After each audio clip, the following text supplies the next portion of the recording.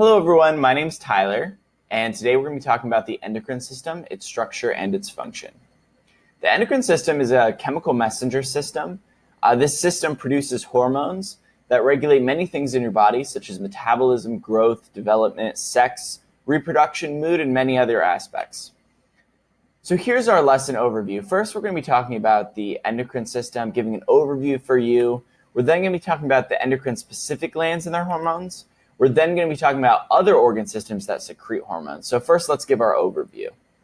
The endocrine system is made up of glands.